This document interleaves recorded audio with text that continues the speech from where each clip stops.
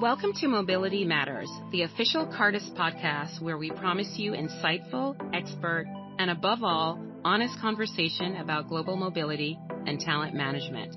So join us for another episode as we delve deep into mobility's hottest topics and trends. Let's get started.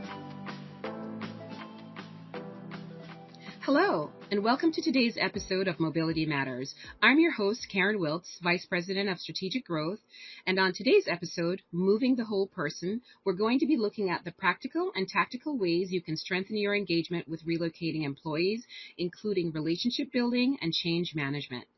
My co-host for this episode is our very own Trevor Maycomber, Director of Branding and Communication for Cartus. And when it comes to employee engagement, Trevor is a true advocate, and I have to say, a bit of an expert. And we're so excited to be joined today by the hugely knowledgeable and very engaging Matthew Ferrara. Matthew has a degree in philosophy, is a photographer, writer, mentor, and professional speaker. Having spent over 30 years traveling the world helping people to grow their lives and careers, Matthew is currently an advisor to organizations in 49 states and 30 countries. He has led a training company, industry call center, learning portal, and an executive coaching firm. He's originally from Boston and now lives in Las Vegas. To learn more about Matthew, please visit MatthewFerrara.com. Welcome both. Thank you, Karen. We're super excited to be here. And I don't know if I'm an expert, but I will definitely take advocate. And thanks, Karen. I appreciate being invited. So let's jump right in. Overall theme for Season 2 of Mobility Matters is optimizing the employee experience. To unpack a bit from your lens, Matthew, let me start by asking, how can HR and mobility professionals listening today ensure the families they're relocating feel good about the move? How can they ensure they feel valued, they feel seen? Well, thanks for that question. I think this is really the cornerstone of the good work that we get to do in relocation. Relocation is really one of the most wonderfully rewarding industries because we're asked to play a role at a very important time in people's lives. And there are a lot of course, important roles, important work that's done out there. But I think oftentimes we don't realize how important the relocation professional and the relocation experience is to someone just as important as their favorite high school teacher or their trusted physician, something like that. And so what I think is critical for us to recognize from that perspective is that for people to feel as if the relocation is right for them, that it's a move not only in the right career direction, financially, professionally, but to understand that we're moving this whole individual. People are moving for much more than the practical aspects of a relocation. And what I like to say essentially is that people aren't moving just for what they get. In other words, they get a promotion, they get more responsibility, they get an opportunity to live in a new country. What they're really moving for is who they're about to become. Individually, that next chapter of themselves, that next version of themselves, but also whoever they're bringing with them, their significant other, their family, children, whoever's coming along for that ride, they're also entering into a new chapter as well. So if we really want to ensure that individuals and their families are feeling good about a move, that they're valued, we have to understand a little bit bigger picture of what's going on here. We're helping people become version 2.0 or version 3.0 of themselves. And if we keep that in the back of our mind, not only will we ensure that all the tasks and practical aspects are done, we'll recognize just how big a role we're playing in helping someone truly grow, truly evolve in their life. Matthew, I couldn't agree more. The fact that as mobility leaders, we're not just moving people from point A to point B to point C, but we're actually creating another chapter in their lives. It's a huge responsibility, that focus on duty of care. And not that we didn't have enough responsibility to begin with, right? But I really think that should bring a lot of pride to mobility professionals. I certainly feel it. We don't just get a job done. We have the potential, if we do it right, to really make a difference in someone's lives. Yeah, and Matthew touched on that with the fact that work is only a small part of who someone is And the fact is, it's easy to pigeonhole perhaps the frontline consultant or mobility professional as someone who helps someone with this work thing, this mobility thing, the boots on the ground and the supply chain aspect and the tactical parts of moving for work. But as Matthew put it so eloquently, when you're moving the whole person, everything that's part of their life is part and parcel with that consideration. And how do you take that step back, whatever your level or involvement in the mobility game, and make sure that it's not a transaction. It's not even just an interaction, but you are, as a whole person yourself, helping this other whole person not only move where they're going to live, but toward who they're going to become. And I know, Matthew, that there's a particular philosophy or resource you talk about sometimes, the book, The Power of Moments by Chip Heath, and the concepts underlying that I think may be applicable here. Absolutely. Let me just say that when we think about the importance of this role and the importance of the time we spend with the individual and his or her family that's relocating with them, first of all, I think it opens up a ton of creativity. There's just so much more we can get involved in an appropriate way, right? We're not trying to pry into people's lives, but we may have some creative, exciting, and interesting ways in which we can make sure that the move is meaningful to them beyond the practical aspects of it, and ensure that they're getting all of their needs met, all of the emotional, physical, personal, interpersonal needs met. And so I think that there's really a lot of creativity that is opened up when we think in these terms. And frankly, I think it's just strengthens relationships. Suddenly, it's not just Matthew who's calling to check in on item 23 of the action plan. It's Matthew who's, super excited about, getting involved in the local community or getting involved in the local school system. And boy, I found some great information for him and I can't wait to share it. So, all of this kind of comes together in this line of thought from a wonderful book that I read. I really would recommend it to everybody. It's called The Power of Moments, and it's by Chip and Dan Heath. And, there's a lot of great content in the book, but the line that stands out, which I think is so relevant to us in relocation, is that in most cases of any experience in our life, but especially great service experiences, by and large, those experiences are mostly forgettable, but they are occasionally remarkable. And when you really get that phrase, right, it's mostly forgettable and occasionally remarkable. First of all, that gives us a little bit of, I think, anti-anxiety, de-anxiety, to worry about having to make a big deal out of everything. Most of what happens is supposed to be forgettable. We get it done. Everyone's happy with that, but we don't have to make a big deal out of it. However, we can occasionally target moments which are remarkable, whether that is the first time they step foot into their new home, or the first visit to the new location, or the first greeting into their new office, or meeting some new colleagues. Whatever those moments are, those occasionally remarkable aspects that happen before, during, and after the relocation, those are the things people will remember for the rest of their lives. And if you think about sort of the two things we've already talked about, the importance of the whole person moving and the opportunity to create some occasionally remarkable moments in it, I think it's a formula for doing some amazing work with people who are moving on to the next version of themselves. And if I could tag that for a minute, Karen, I think of a quote by a professor and psychologist out of Harvard named Howard Gardner, who says that stories are the single most powerful weapon in a leader's arsenal.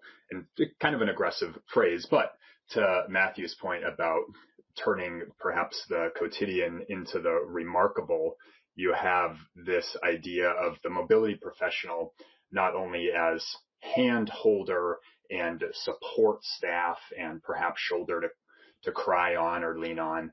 But as a storyteller who is, we've used the metaphor of chapters already, but if you're remembering that stories can inspire and teach and provide cautionary tales and attract and motivate people, a lot of that is overlapping when you're trying to convince someone to take a new job. And then as they're going through that process of relocating, the story of their experience is what they're going to tell themselves at the end of it. And so you can help be an integral part, a character, if you will, in that story, not just someone who's helping move it along like a conveyor belt, that's just a tool, but you can be integral to the progression of their personal narrative, and then someone that they talk about for years afterward. Phil, Mary, they helped me become who I am today because of their willingness to go above and beyond their humanity. Cartus told a story for years about this girl who had a pet goat, and her family was moving for work, and she would not move without her pet goat. And it's not easy to find a residence that allows pet goats where they were moving, and yet her Cartus consultant moved worlds to make it happen. And this girl became kind of like a mascot for a couple of years for us on the branding and comms side, just because of her story and the willingness of her consultant to make it happen. Thanks, Trevor. Yeah, both great points from you and Matthew. And I think, what we have done is really taking a look at where people are kind of on this growth. You talk about this conveyor belt. And I think in the past, the move used to start with a global mobility manager. And at Cartus, we have looked at the entire process, and we have actually identified two pivotal roles within the company that can really make or break the relocation experience, right? The first being that selection manager who is responsible for selecting and supporting employees and also providing candidates with the opportunity to consider readiness, really meeting them where they are in their journey. So that journey may be having a pet goat that you won't move without. And we really need to understand that up front to know how we can formulate a plan to help that person be successful and want to move and feel like they belong, right? And second is the receiving manager, critical to ensuring readiness not only for themselves, but for their team, and really understanding the typical adjustment issues for assignees as well as their families, right? And formulating a plan to successfully onboard that employee.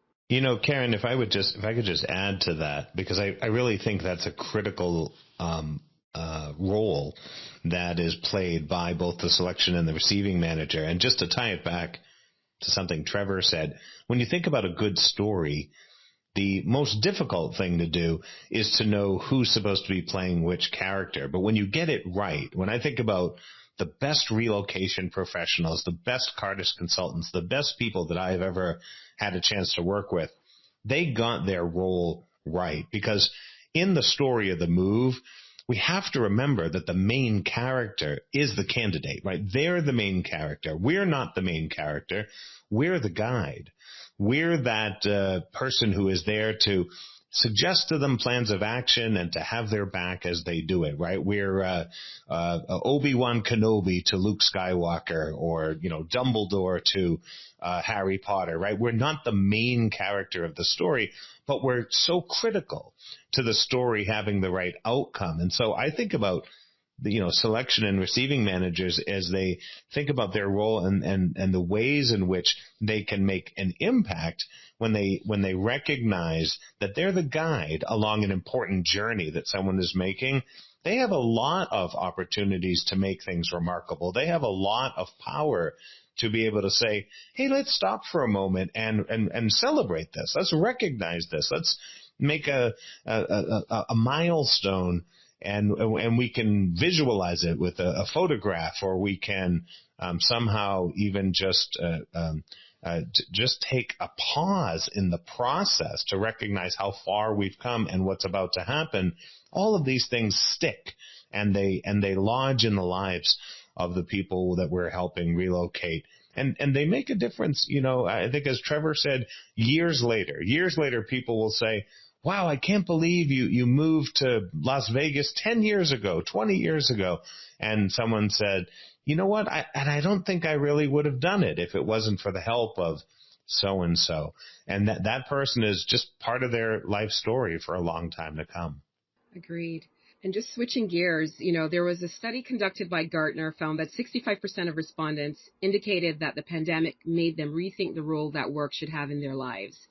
As we think about ways to improve the employee experience by strengthening employee engagement, it's worth noting that since the pandemic, that there's been somewhat of a shift in people's priorities when it comes to work-life balance, hasn't there?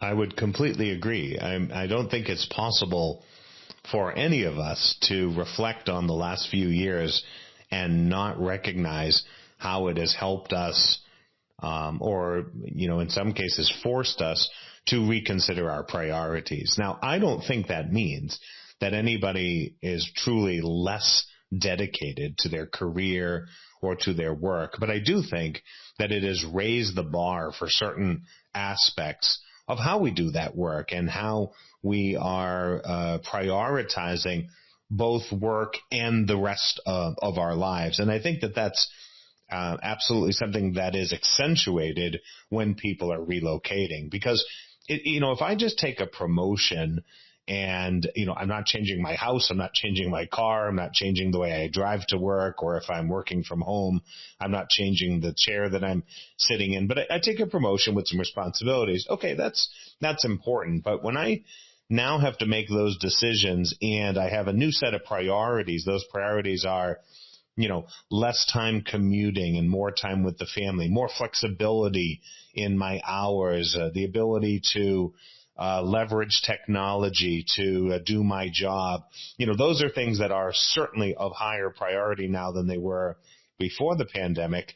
Those are going to be additional and new criteria to an effective relocation. So I think that, post-pandemic, we've added some new factors to what employees would consider a worthwhile relocation. But at the same time, we have to remember that companies have become so adept at filling those needs and being able to versatilely handle those requests. And so it has changed, but I don't think it's changed that we haven't been able to adapt to, but we have to recognize that these are priorities that are just as important as the practical aspects of promotion and earnings and responsibilities.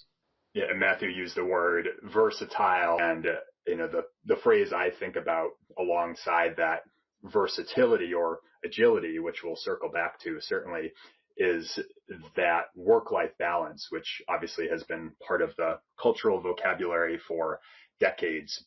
I'm doing this interview from over my garage in our spare bedroom where, I've been since COVID and much of our company has.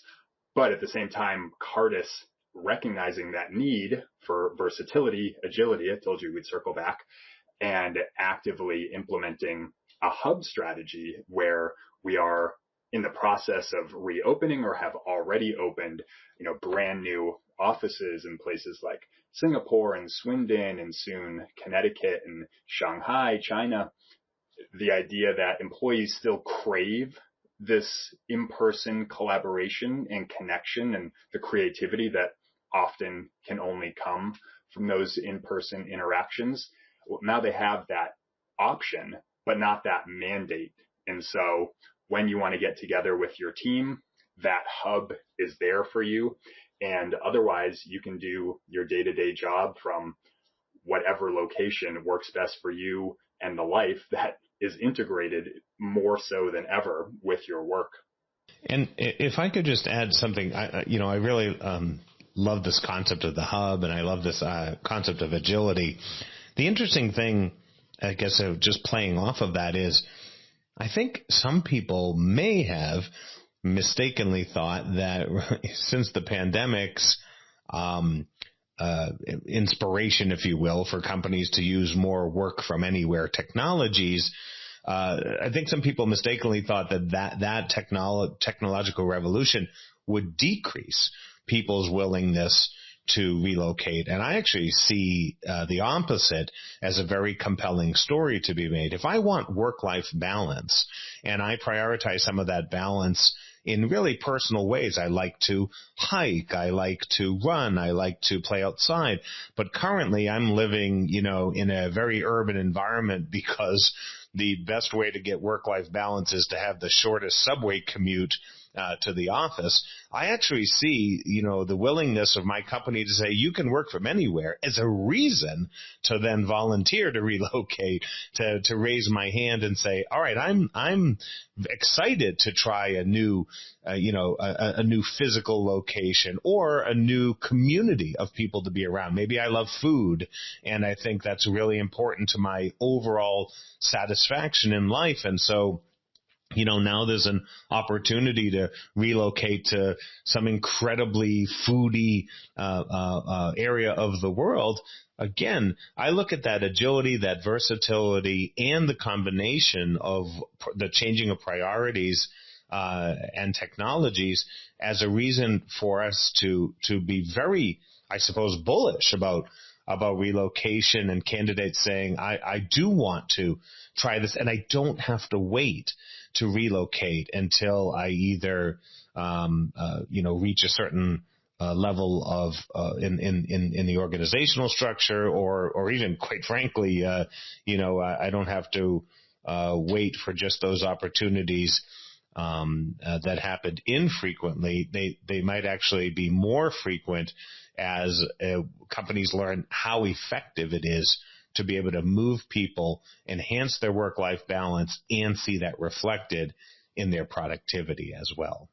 Absolutely. I mean, we have certainly seen a shift in the demographic, right? So you definitely have a lot of Gen Zers who are, as you would say in the past, typically wouldn't be offered an assignment. Whereas in today's world, especially post-pandemic, we're seeing a lot of organizations even using that as a recruitment and retention tool, because you do have people who are raising their hands and they're saying, hey, I want to go to a new location, not only for my own self-development, but for other reasons as well, whether it's, a place that they want to go that, Matthew mentioned because they're a foodie, or they want to hike, or whatever that flexibility that role will bring, they're raising their hand. And we find that in many cases, if organizations aren't offering that person, that Gen Zer, may say, listen, you're not the organization for me. I'm going to go somewhere else where that would be something that they would be able to accommodate for me. Hi, listeners. Full transparency. We only plan to do one episode on this topic, but the discussion included such great content that we decided to create a 2-part special. So we'll leave it here for today. I hope you enjoyed part 1 of Moving the Whole Person with our special guest, Matthew Ferreira. Stay tuned for part 2 in the coming weeks, where we discuss relocating employees, managing change, and the importance of relationship building. I promise it is not one to miss.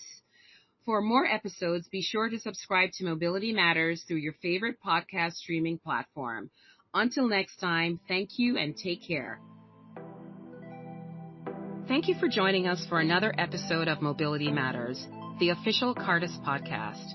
Be sure to subscribe to Mobility Matters through your favorite podcast streaming platform. And as always, if you have a question we didn't cover, or you'd like to request a topic for an upcoming episode, why not email us at cartussolutions@cartus.com. See you next time.